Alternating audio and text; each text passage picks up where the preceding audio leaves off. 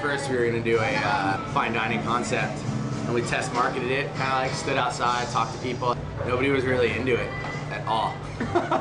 And I'd always done comfort food, but very high end, so it was kind of like, you know, comfort food made uncomfortable. When you take out all the expensive ingredients and the pretentiousness of fine dining, you know, Southern barbecue was a big, or Southern food was a big influence, and smoked foods was always part of my menus. So we opened a barbecue restaurant.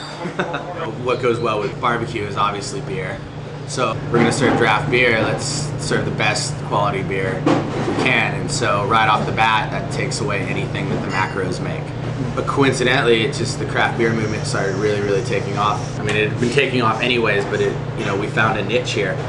There were tons of craft beer drinkers and people really looking for something other than the major brands. It made for just a really good concept, and people are totally dig it. For every once in a while, we get the people who just don't understand why we don't serve, you know, Bud Miller Coors.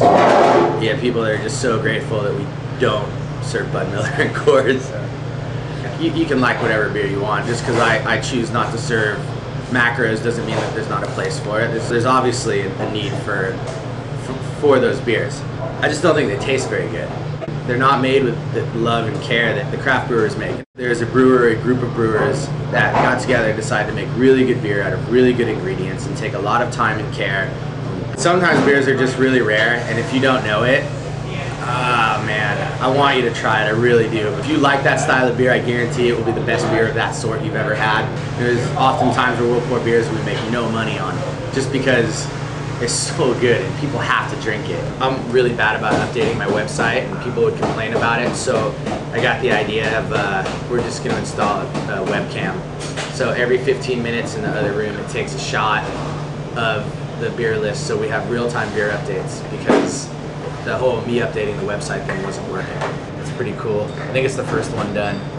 Personal reasons for liking it, it's interesting.